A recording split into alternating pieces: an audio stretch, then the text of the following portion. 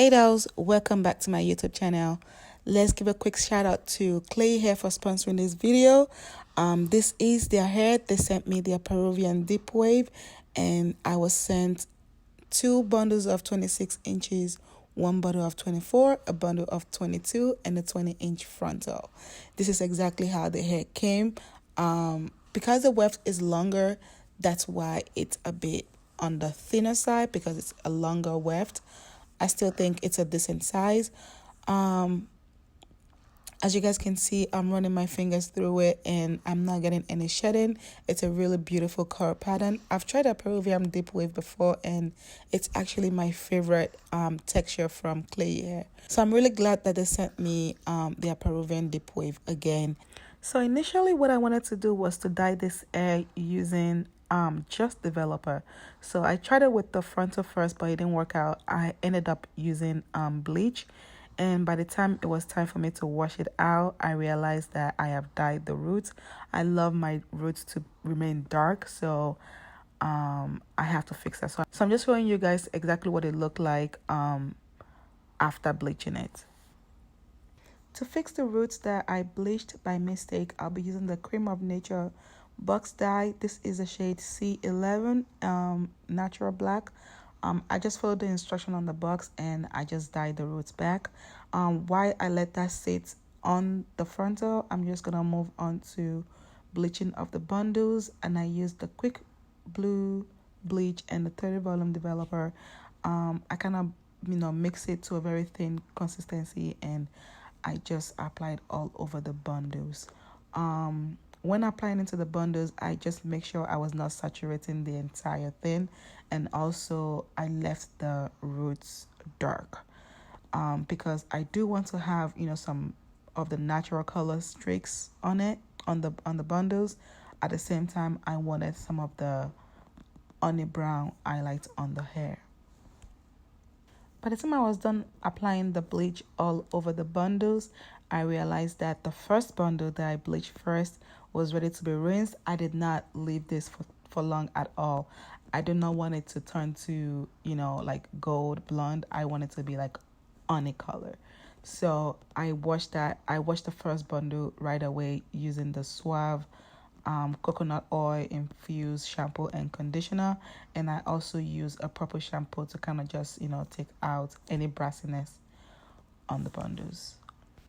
After washing it, I deep conditioned it for like 30 minutes, and then I just let it air dry the next day. And this is exactly what it looks like the next day. I love how the color turned out. And now let's just start making this wig. To make the wig, I use a dome cap and I use my thread and needle. And then the first thing I'm going to do is just to sew down the frontal. I make sure I lay the frontal down on the dome cap very flat, making sure there was no lump, there was no folding anywhere, and I pin it down with a T-pin. And then I proceed to sew it down. All I'm doing is just sewing down the frontal from one hair to the other. And then once that's done, I'm going to start sewing the bundle. Ladies, when you're making your wigs, just know that you need a T-pin. A T-pin will make life much more easier for you. It will make the sewing of the frontal, it will make the sewing of the weft way easier. Because with the T-pin, you can pin it down to exactly where you want it, and you can just continue sewing without you having to hold one end of the weft or you holding one side of the frontal. It is definitely my best friend when I'm making my wigs. Without it, I do not know how I was making wigs before. But T-pin is very necessary. To sew down the weft, I make sure I doubled the weft because I have 4 bundles. You guys know I love my hair full, so I always doubled, each track that I'm sewing, it's always doubled. All I'm doing is just sewing the weft from here to here. Once I get to each end, I do the fold over method, and I do not cut my weft at all until I get to the top. I also T-pin. I always want to say T-pin. I always T-pin each end of the weft when I'm sewing it, and this just makes life easy. Like I said, earlier on, and it also make me move faster. Every time I'm making my wig, I always have so much respect for hairstylists. They have got to be the most patient, human being on earth, because this thing is time consuming and you really have to know what you're doing when you're doing it. For me, I love doing hair to start with before, but I can only do like wigs for myself. I used to make wigs for people. I just feel like it's just too much headache and I cannot deal with it. So big ups to hairstylists. Y'all are the real MVP. Right here, I'm just showing you guys how full one bundle is. This is the first bundle that I sewed down, and it's already having, some body to it. All I did was just, sew down all the wefts, and now this is the top of the wig. I'm done sewing all the bundles down. I use every single bit of the 4 bundles. Now I'm just gonna cut off the excess fabric from the dome cap. Then after that, you guys will see me taking this lace tint.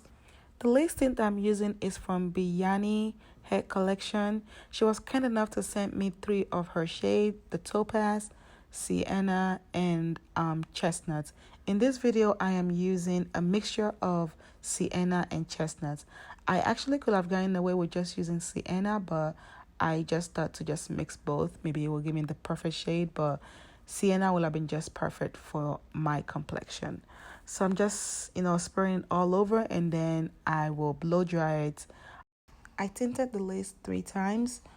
So each time I will spray all over the lace, I would blow dry it. When it's dry completely, I will spray again. And like I said, I mix sienna and chestnut together. So this is the end result. I do hope you guys enjoyed this mini tutorial. Let me know in the comment section how I did, with me recording making this wig. And also let me know if you guys would like to see a more detail, or if this was detailed enough. Thank you so much for watching, as always, dolls, and I'll see you guys in my next one. Bye.